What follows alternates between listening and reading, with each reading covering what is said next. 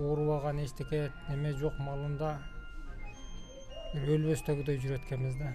Ден соолукка сыноо келгенде анан кийин ал жакта кандай маалымат бар экен, ал жагын көп ойлоп, эми жашоодо асты аркасын бар жогун ойлой турган күндөр болот экен. Мына азыр биз арга жок Индияга келип сизди эл менен бөлүшүп атпайбызбы? Буга чейин ден соолуктун айынан эмнеге элге жардам сурап ушул операция жасаш керек же чет жакка барыш керекпи деп чыкпадыңыз эле элдин астына? Эми тартыныш болот экен. Буга чейин мисалы мен мынчалык деңгээлде ооруганымды туугандар деле билбейт. Азыркы учурда деле билбесери көп туугандар. Азыркы учурда деле билбейт. Мен эч кимге көргөзгөн эмесмин, эч кимге айткан эмесмин. Туугандар келсе деле ушу намус үчүн тик туруп, анын узатык чакты жанында отуруп, сыр бербей отургандан аракетин кылып жүргөн. Кубан агабыз 1985-жылы Жалал Абад областынын Сузак районуна караштуу Кыз Көл айыл өкмөтүнүн Кызыл Кыя кыштагында төрөлгөн. Мындан 16 жыл мурда ошол Кызыл Кыяда жаңак терип жүргөн учурда жаңак күйүт башына чыгып, ошол учурларда жаңактан түшүп кетет. Ошондо бир травма алып калган. Мага нагрузка келип калат болчу, өттүн суусу денеге тарап кетет эле. Мен акыбалым оорулашып кетет болчу.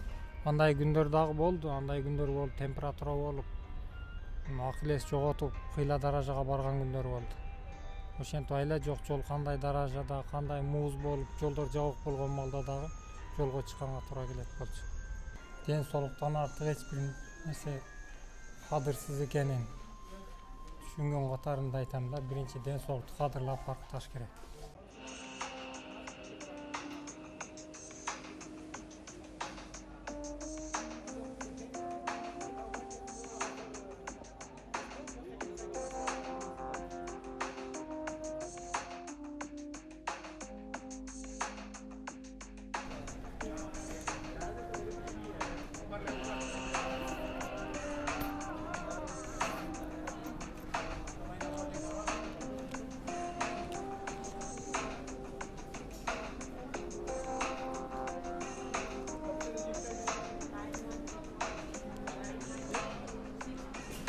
Салам алейкум, урматтуу мекендештер, кадырман кыргызстандыктар, армаңыздар.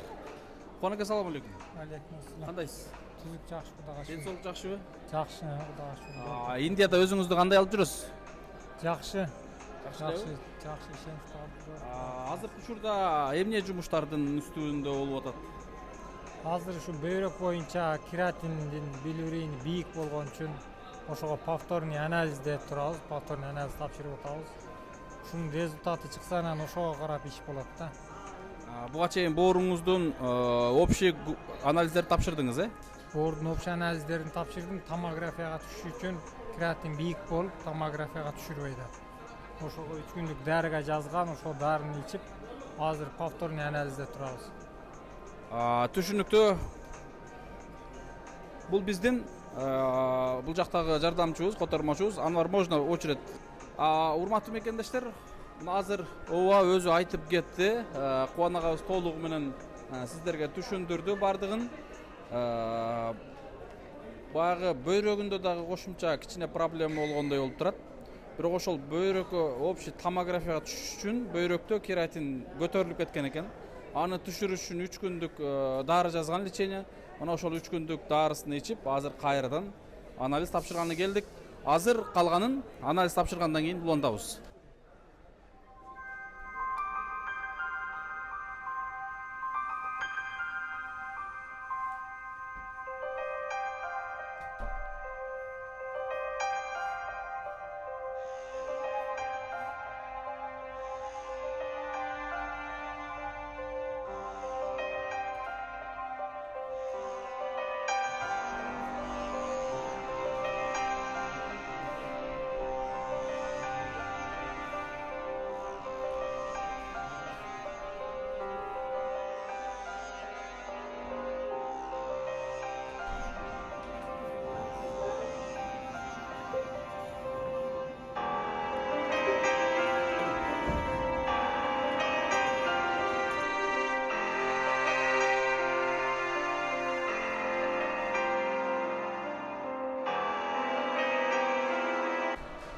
Анвар, перезвони, хорошо? Урматтуу достор, мекендештер, мынакей биз азыр Кубаныч агабыздын анализин азыр тапшырып чыктык. Биз азыр Кубаныч агабыз боюнча сиздерге толук маалымат берели. Кубаныч агабыз каяктан болот, кайсыл жактын тургуну, кайсыл оору менен ооруп атат, деги ким бул агабыз, мына ушул боюнча сиздерге толук маалымат берип, агабызды бүгүн тааныштырабыз иншалла. Кубаныч ага, анализ алганда бул жерде кандай мындай кыйынчылык болбой элеби? Кан тамырыңызды оңой жеңил эле таптыбы? Ооба, жеңил эле тапты. Жакшы алып атат, жакшы. Жакшы элеби? Өткөндө бир аз кыйналгандай болуп аттылы, азыр жеңил болдубу? Азыр жеңил болду. Анда өзүм дагы сәл чочуп, баягы идиштерди көп каналат экен деп сәл өзүм ап чувствую болуп, кичине ач карын келгенмин, ошого сәл өзүм коркуп сезим болуп калды. Ошондон да тамыр жоголуп кетти, тамырлар качып, бир-эки сайганда сай албай калып, анан башкасы келип сайып алган. Азыр эми бир эмеге үчүн сәл көнүп дагы калдым. Оңой алды, жакшы. Негизи сиз мындай Кыргызстанда айтчу элеңиз да, мен жалгыз өзүм жүрө албайм, кыйналам, көпкө да баса албайм деп. Анан азыр пока сизди бул жакта мындай айтканда дарылап деле толук баштай элек да. Бирок бизге кошулуп кадимкидей эле жүрөсүз да. Индиянын абасы жактыбы же больницага келгенден кийин мындай өзүңүздү жакшы сезип, мындай уверенность болуп калдыбы, кандай болуп атат? Эми ал жакта акыбалды ойлосом, ал жакта сага деле айтканмын, мен өзүм жалгыз жүрө албайм. Меники коркунучтуу ушундай деп. Негедир келгенден кийин Кудайга шүгүр, мына силер менен тең басып эле жүрөм. Негедир мындай көңүл ток да, жакшы болот деген ишеним менен. Негедир эртеден кечке силер менен кошо жүрөм. Баягынтип суунун анымын көтөрүп жүрчү элем, кичине ашказандар эме кылып кетчү. Азыр суунан деле көтөрбөй калдым, Кудайга шүгүр. Негедир жеңил, абасы жактыбы, ошо Алланын бергени болуп атат да. Берип атат, жакшы, Кудайга шүгүр. Башталышы жакшы башталып турганда, Башталышы жакшы болот деген үмүт. Не болгондо дагы мына диагноздор чыгып атат. Кичине оору сезим бар эле, ал бөйрөктөн болчу экен, бөйрөктүгү билинип атат. Мына дарын ичкенге 2 күн ичкенде эле кыйла жеңилдик болуп жатканда дагы бел талый берчү эле, ага талыбай бөйрөк кыйла жеңил болуп калды. Эми азыр так чечиле элек, бөйрөктүгү деле, бу оордуку деле чечиле элек. Эми билинет да. Мына повторный анализди азыр тапшырып чыктык. Буйруса эртең мындан да жакшы болсо анан томографияга түшөбүз. Негизи Индиядагы мына азыр айланада ушул больницанын аурасы, могул биз келген Fortis больница да бул. Ушул больницадагы айлана больница өзү жактыбы сизге?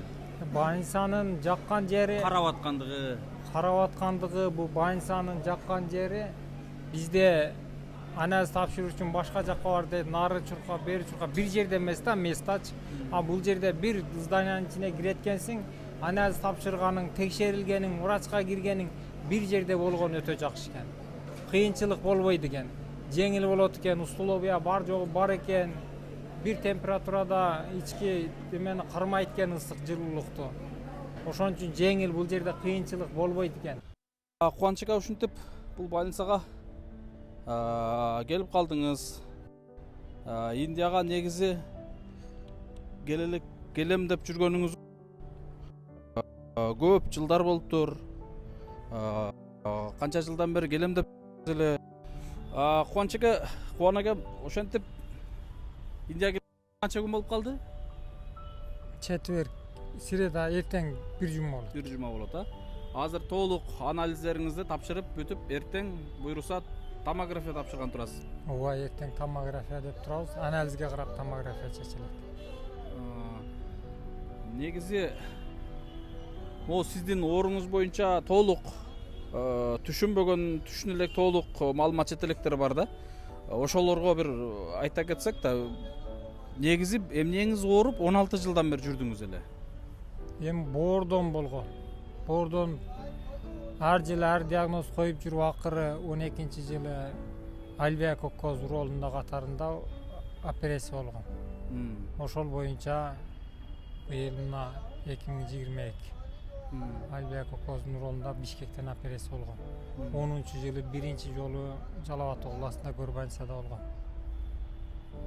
Ошол боюнча Şu dен соолук менен күрөшүп келатабыз. 16 жылдан бери. Şu baş etегин эсептегенде ошондой болот. Өзү операция болгондон беркиси 10-жылдан бери. Кайсыл жылы канча жолу операция болдуңуз? 10-жылы операция болдум. 12-жылы операция болдум. Негизи бул оорунун башы эмнеден башталган? Başı негизи тромбодагы болгон. Анан кийин неден так башталганы го белгисиз ал эми. Өз биринчи башында кичине травма болгон да. Неден травма болгонсуз? Жаңактан жыгылгам.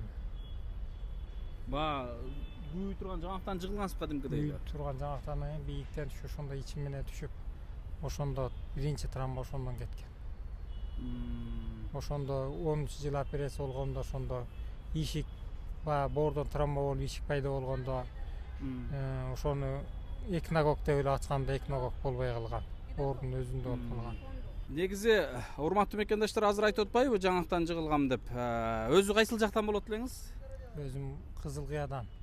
Сузак районуна Сузак караштуу районундагы? Кызкөл айыл өкмөтүнө караштуу.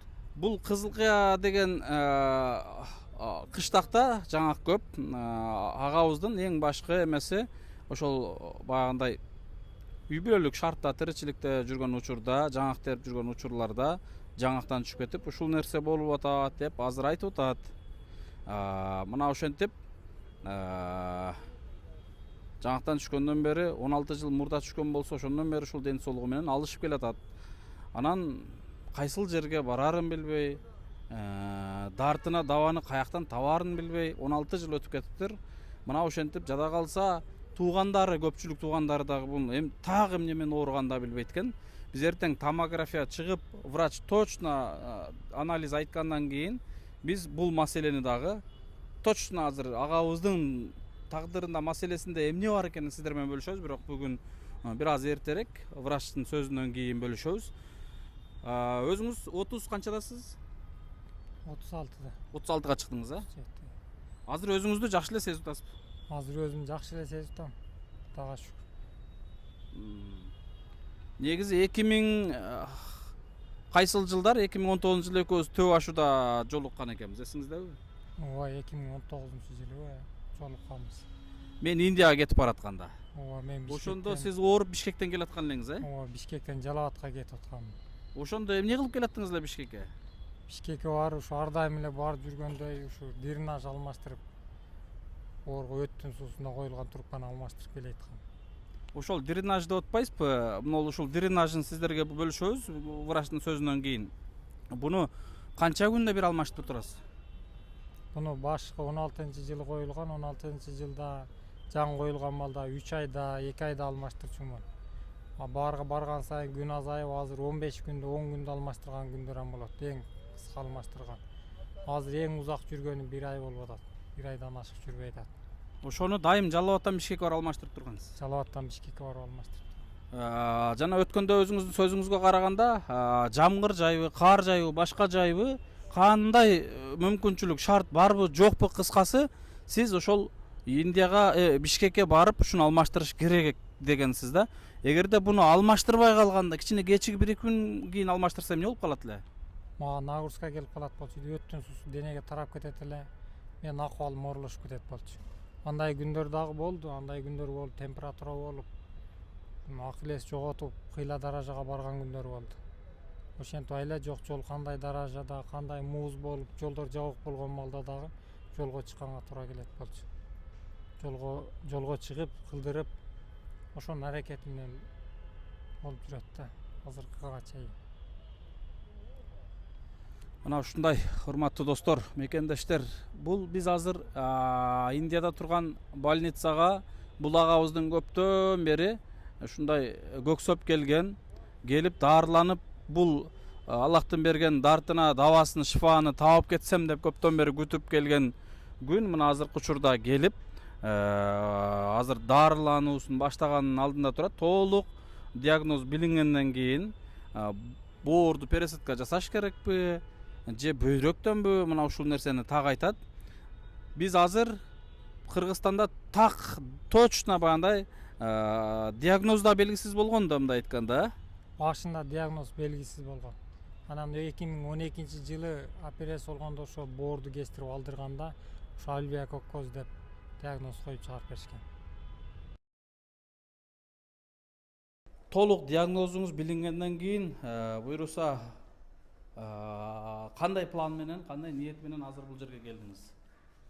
Эми биринчиден диагноз чыксын деп келдик, анан калганын эми кандай иш кетет көрөбүз да. Азыр так маалымат жок. Кандай кылыш керек, эмне кылыш керек. Эми туугандар дагы ар түрдүү советин айтып атат, мындай кылабыз, андай кылабыз. Дос жары күтүп атат. Аракет Сиздин азыр мындай айтканда результатты анализдин жыйынтыгын күтүп атышабы? Күтүп атышат. Кандай кылалы? Кандай кылабыз деп. Ошо результатты күтүп атышат да, ошого карап эми. Кудай сактасын, лечение менен жакшы болуп кетсин, бирок пересадка дей турган болуп калса, ошого жараша дагы кеңештерин айтып атышабы азыр? Эми ал жактарын дагы ойлоп атышат, эми кандай чечилет, кандай болот, убакыт көрсөтөт. Эртең врачтын сөзүнөн кийин. Врачтын сөзүнөн кийин. Мына ушундай достор, негизинен ушинтип караңыздар, ден соолуктун кадыр баркына, ден соолук барында жетиш керек да. Бул агабыз ушинтип көп жыл мурда ушул жаңактан кулап 15 жылдан бери азабын тартып жүрөт да. Туура элеби? Ооба. Ден соолугу бар адамдарга эмнени айтаар элеңиз? Эми ден соолуктун кадыр баркын, Оорубай жүргөндөргө. кадыр баркын билиш керек деп айтам. Убагында, Убагында. Ден соолуктан артык эч бир нерсе кадырсыз экенин түшүнгөн катарында айтам да. Биринчи ден соолукту кадырлап баркташ керек. Кубанага баягы сөз бар го, оорубаган ооругандын кадырын билбейт деп. Анын сыңарындай сиз бул ден соолук менен алышып жүрүп, ден соолуктун кадырын толук түшүнүп бүтсөңүз керек. Ооба. Ден соолуктун канчалык деңгээлде керектигин, бар жогун ойлонуп чыгат экенсиң да, бекерчи жаткан маалда, бекерчи отурган маалда. Карасаң эми биз ден соолук менен күрөшсөк, элдерди карасаң тирилик менен күрөшөт. Оорубаган маалда мен башка эмес, эми мен деле башыман өткөн. Бир оорубаган эчтеке эме жок маалында бир өлбөстөгүдөй жүрөт экенбиз да. Ден соолукка сыноо келгенде анан кийин ал жакта кандай маалымат бар экен, ал жагын көп ойлоп. Эми жашоодо асты аркасын бар жогун ойлой турган күндөр болот экен. Ушул ооруп атканда өзүңүз айтып атпайсызбы, бекерчи маалында көбүнчөсү эмне ойлор келет, эмнени Кудайдан суранасыз, эмнелерди тилек кыласыз жана эмнелерди кыялданчу элеңиз? Эми Алладан тилегеним эми ден соолук болуп калса, ден соолук жакшы болуп калса, биринчи максат бул 5 убакыт намазга бекем болуп, Алланын ыраазычылыгы үчүн мээнет кылыштык. Ушу ар дайым колдон келгенчелик канчалык деңгээлде келет, канчалык кандай күндөр болот, жакшылык иштерди кылыштык максат. Башка эч бир ден соолуктан башка, бир жакшылык кылыштан башка бул жашоо кандай кыскалыгын, кандай нерсе экенин түшүнгөн катарында ушу жакшы ойлорумуз. Сиз үй бүлө, өзүңүздүн үй бүлөңүз боюнча? Өзүм үй бүлө менен түшү 5 тууганбыз. Өзүмчө үй бүлө куруп чыга элек мен. Ата энем колунда, менден чоң акам бар. Акам колунда. Жашоо ушундай болуп атат. Ушул ден соолуктун айынан үй бүлө да күтө элек экенсиз да? Ден соолуктун айынан, үй бүлө күтө элек.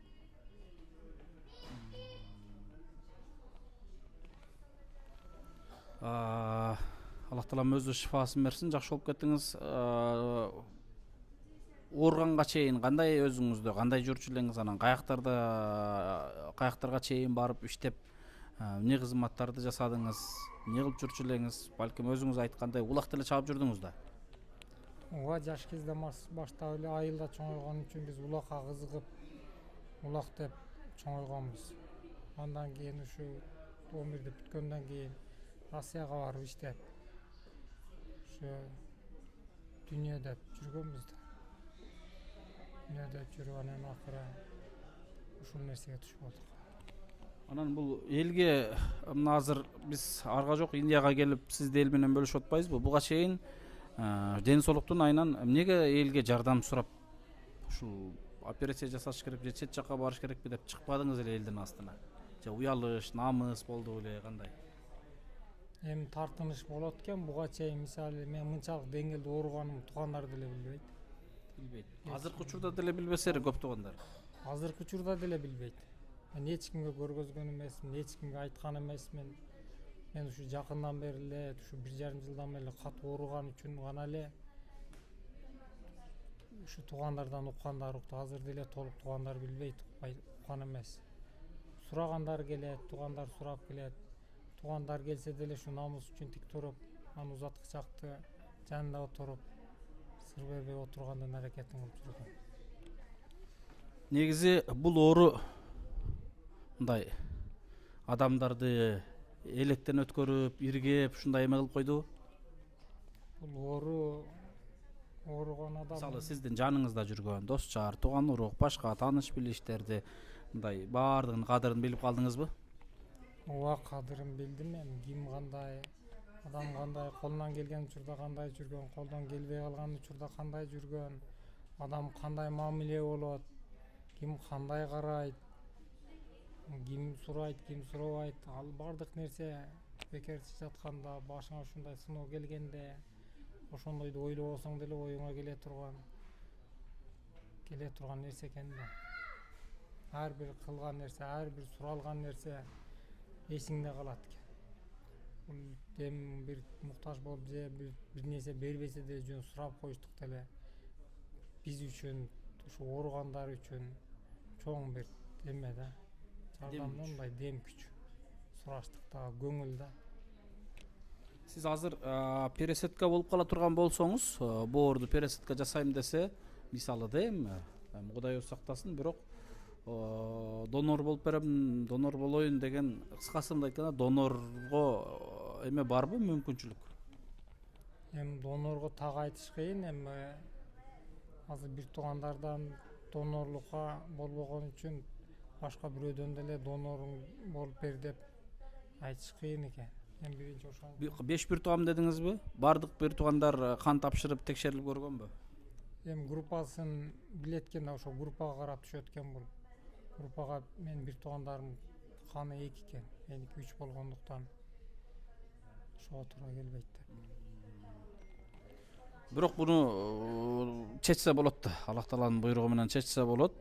Балким өзүңүз айткандай башка инсандар донор болуп берем деген, жакындар, сизге күйгөндөр, балким донор болуп ушунун өмүрүн сактап калайын дегендер чыгып калган болгон болсун, Кудайым ошол күндөрдү жеткирсин. Бирок үмүт барбы негизи?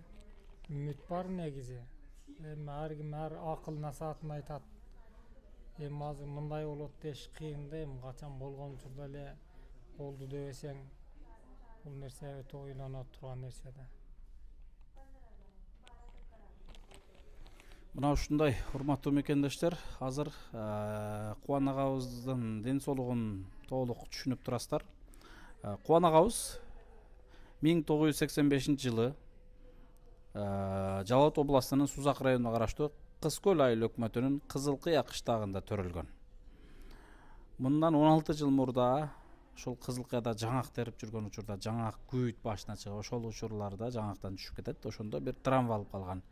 Ошондон кийин бул агабыздын боор менен өткөн тамырында чоң удар болуп, травма болуп, ошол жерде өзү айтып атпайбы, баягындай дренаж деп трубка коюлган. Ошол кан тамырды кысып калгандагы ошол жерге жада калса жара чыккан. Ошол жерде өтүп турган кан ал жерге өтпөй, анан азыр бир башкача жол менен азыр бул агабыздын өмүрү уланып атат. Мен бул нерсени сиздер менен бөлүшөм, 2-3 күндөн кийин бөлүшөм.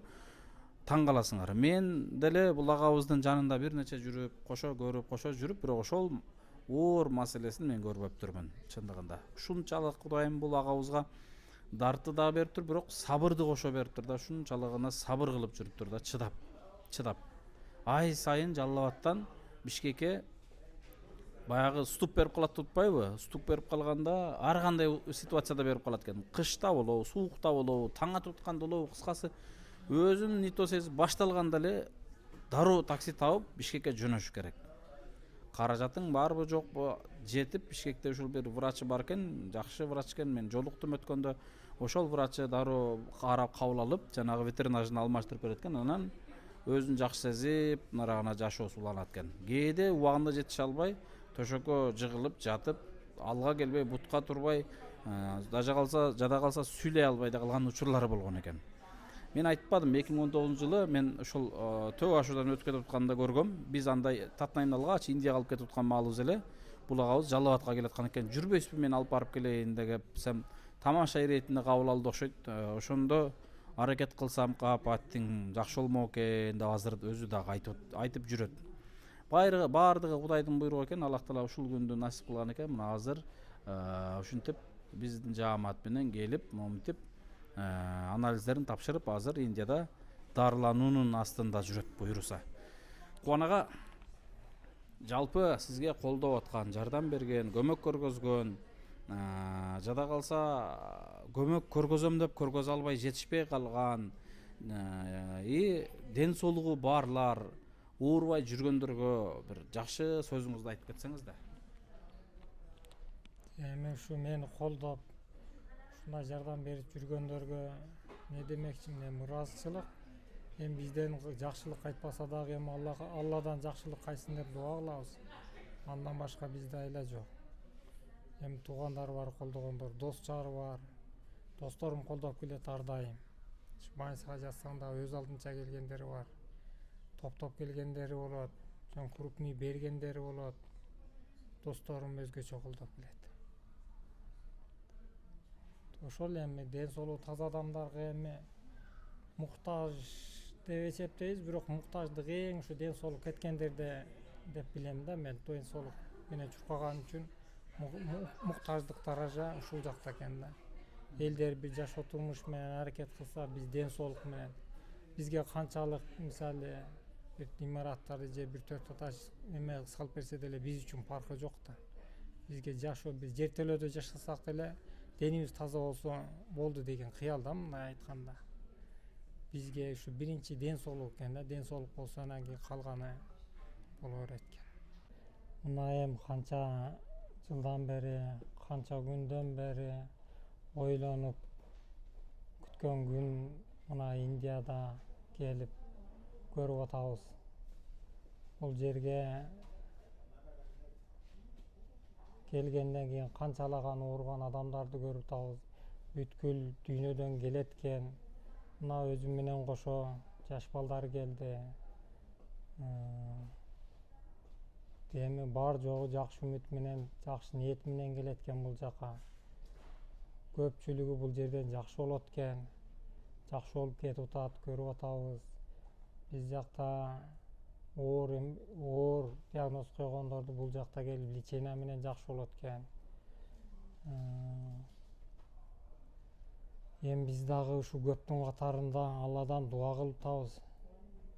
Көптүн катарында бизге дагы Алла шифа берер деп үмүт кылып калдык. Көпчүлүктү ушу көргөндө ар кыялдар, ар ойлор болуп атат. Алла буйруса насип кылсын деп тилеп, дуа кылып жакшы ойдо болуп атабыз. Алла насип кылып эми пешенеге жазса, биз дагы эми тууган уруктардай, ушу эл журттай биз дагы үй бүлө күтүп, бала чакалуу болойлу деген ой максаттар бар. Эми бул жактан көрүп ушундай оор тагдырда келгендер жакшы болуп, жакшы ниет менен жакшы болуп айыгып кеткендерди көрүп, Кудайым кааласа жакшы үмүттөр пайда болуп атат. Эми дагы анализдер толук чыга элек. Анализдер чыкса, Кудайым кааласа жакшы дагы бир результат угабыз деген үмүт бар. Результат чыккандан кийин билинет. Мына ушундай урматтуу мекендештер, азыр балким эфирдин астынан толук мындай сүрдөнүп, толук ичиндеги эмоцияларын, ой пикирин бөлүшө албай аткандыр, бирок мен да кошумчалап кетер элем. Ден соолуктун кадыр баркына ден соолук баарында жете жүрүңүздөр дейт элем да. Анткени ар бир бизге берилген ол 12 мүчө Аллахтан берген аманат да. Бул аманатка биз кыянаттык кылбашыбыз керек. Аллах Таалам бизге өтө чоң бир неемат кылып берген ден соолугубуздун кадыр баркына жете жүрүшүбүз керек. Бул ден соолук бүгүн бар, эртең жок. Дагы бир нерсени айтып кетем, ушул бар ден соолугубузду мына ушундай муктаж болгон бир туугандарыбыздын кичине болсо дагы кызматына жумшап койсок дейт элем. Аллах Таалам бизге неемат кылып берген бул ден соолуктун кадыр баркына убагында жетип калбасаңыздар, кийин аттиң деп калбаңыздар дейт элем. Эң негизгиси ооруп аткандарга Аллах Таалам шифасын берген болсун. Ийгилик менен кайталы. Кубан агабызды билип билбегендер үчүн, толук таанып тааныбагандар үчүн мен сиздерге толук маалымат бергени аракет кылдым. Буйруса бул агабызга да жакшы жыйынтык ийгиликтер болуп, ийгиликтер менен кайтканды Кудайым насип кылган болсун. Ар бир кайрылып аткан бир туугандарга кайдыгер карабаңыздар дейт элем. Эч ким оорубасын. Ооругандарга Аллах Таалам шифасын берсин. Аман бололчу. Ден соолук болсо, калган баардык акырындык менен боло берет. Биринчи байлык ден соолук деп туура айтылган сөз. Ошон үчүн ден соолугубуздун кадыр баркына жете жүрөлү. Аманчылыктарда көрүшкөнчө тынч болуңуздар. Буйруса Кыргызстандан көрүшөбүз. 2 күндөн кийин анализдери толук чыккандан мен сиздер менен дагы бөлүшөм. Кайдыгер карабаңыздар. Бул агабыз бул келген сапар азыр үй бүлөсүнүн, өзүнүн, досторунун, кээ бир туугандарынын жардамы менен келип калды. Өздөрү эле мындай айтканда куруктагы эме менен келип калды. Ошо колдоо менен келди. Дальше эгерде операция дей турган болсо, кайра Кыргызстанга барып донор издешибиз мүмкүн. Кайра каражат издеп калышыбыз мүмкүн. Кайра сиздерге кайрылып калышыбыз мүмкүн. Дагы алдыда сиздер билип билбеген маалыматтарды бөлүшөбүз. Бул агабызга да Кудайым ден соолук берсин. Жана бир башын эки баш кылып, элге окшоп бала ээрчитип, балам деп балдары ушул агабызга кызмат кылган күндөрдү Кудайым насип кылган болсун. Аманчылыкта көрүшкөнчө, ассаламу алейкум.